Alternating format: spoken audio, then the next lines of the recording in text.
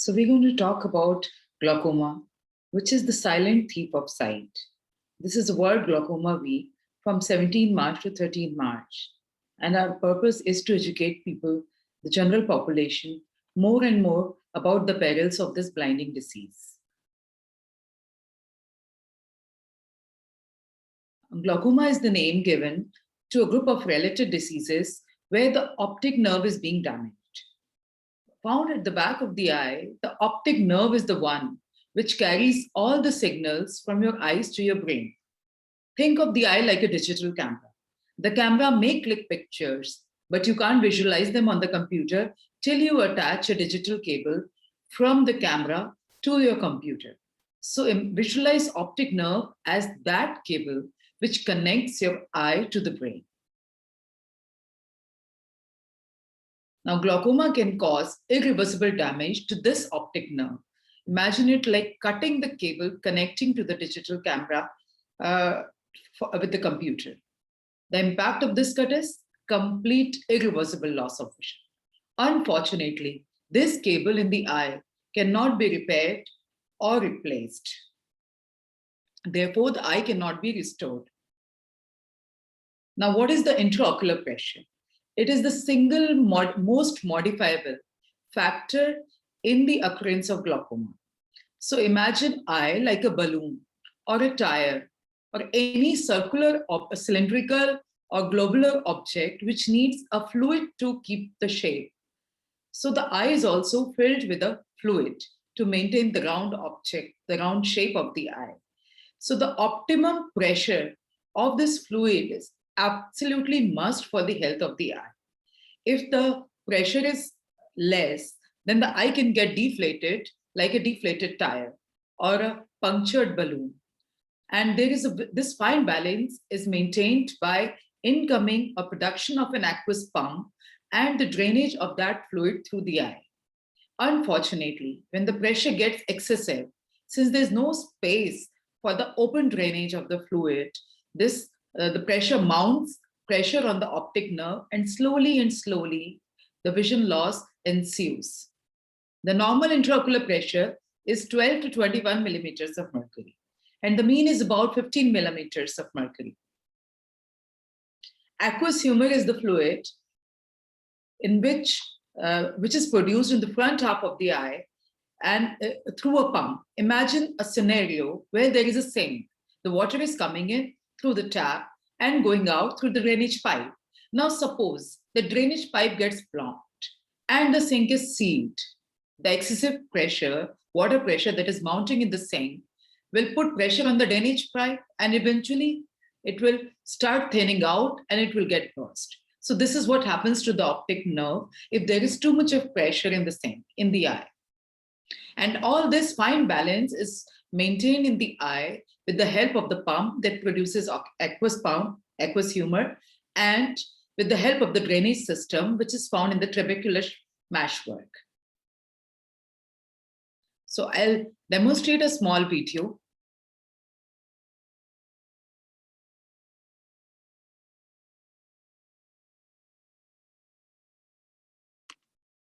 In the normal eye, aqueous fluid produced in the ciliary body flows around the lens into the anterior chamber and drains out through the trabecular meshwork into the episcleral veins.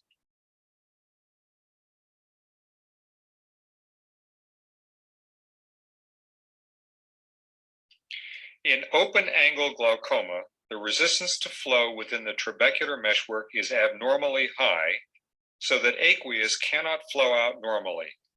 Pressure builds up in the eye until the aqueous is forced out.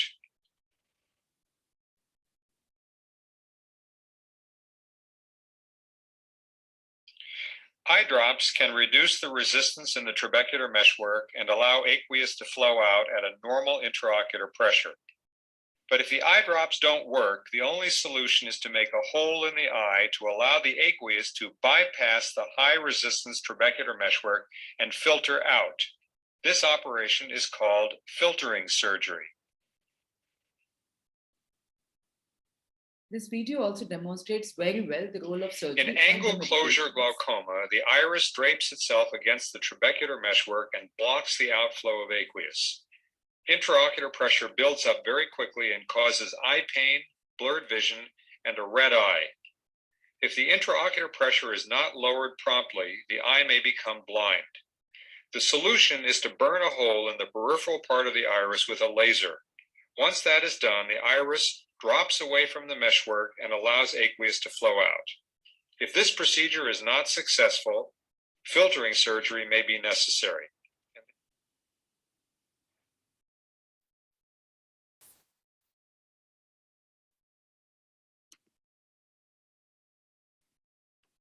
So to summarize, glaucoma is a disease where some patients could have high intraocular pressure, or some may have normal intraocular pressure, but a sensitive optic nerve, which could still give rise to glaucoma and permanent vision loss. The risk factors for glaucoma, which are very important for general public to be aware of, so that they can undergo glaucoma screening from time to time and get detected early before the disease starts manifesting visual loss. Age. Over 40 years of age, it's absolutely must for everyone to undergo annual eye screening to screen for diseases like glaucoma and other silent killers of the sight. Family history. All the more important if you have somebody in the family going blind or having gone blind from glaucoma, or even not going blind but still having early signs of glaucoma. Anybody having eye intraocular pressure.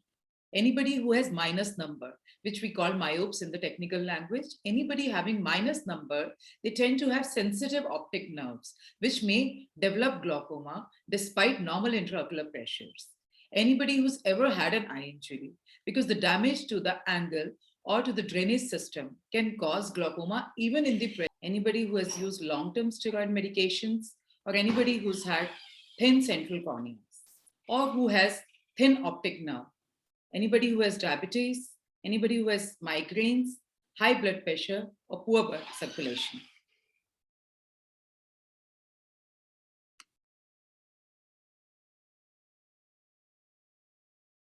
Due to high IOP rise, why do other parts of the optic nerve get damaged?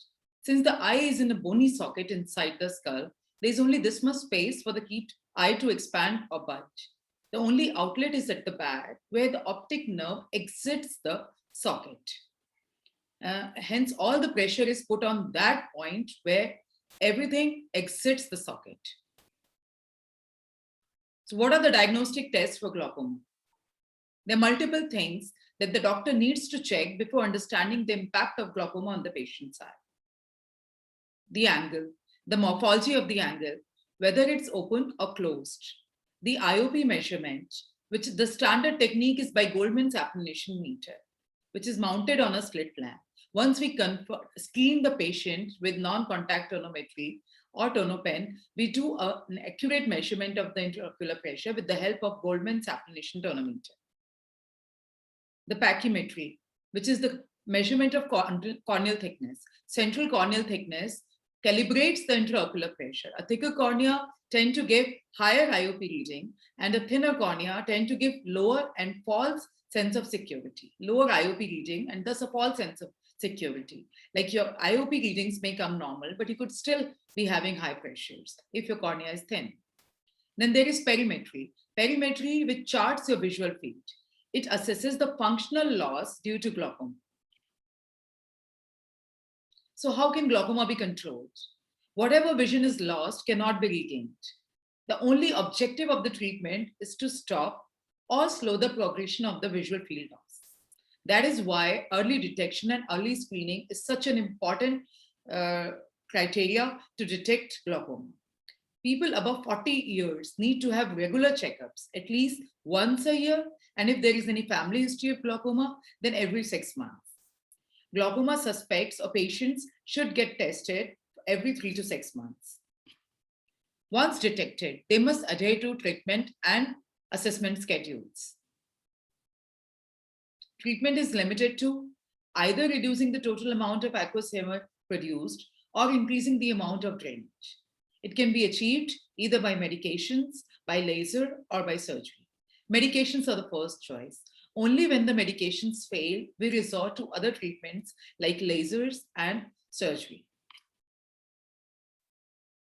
So the treatment options are 4 types of medications, 4 classes of medications are used: beta blockers, alpha agonist, carbonic anhydrase inhibitors, and brimonidine, and prostaglandin analogs, which increase the aqueous drainage, and the surgery.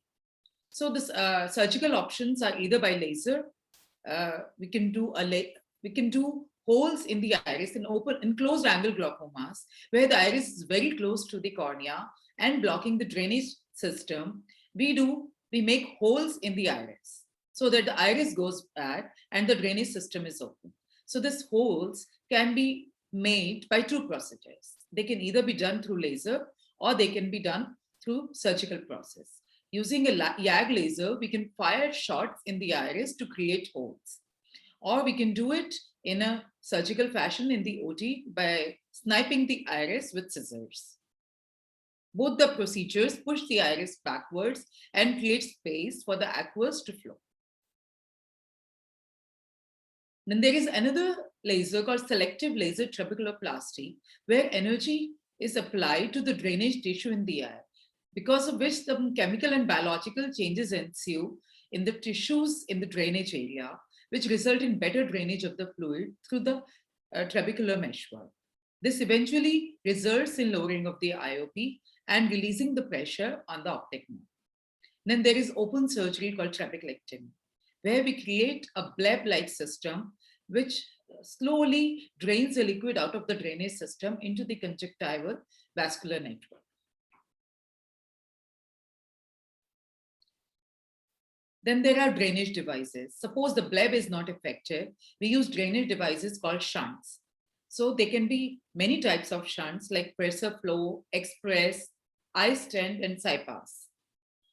If we are over 40 years of age or are myopic or have anyone in the family suffering from glaucoma, we need to get our eyes tested every 6 months. If we are glaucoma patients, we need to be very regular with our medications, follow our doctor's advice, follow the treatment and the assessment schedule, and talk to more people about it who could be at risk or like diabetics, hypertensives, and advise them to get themselves checked regularly. Remember, glaucoma causes irreparable permanent visual loss. Vision that is lost cannot be restored, but further visual loss can be stopped. Thank you.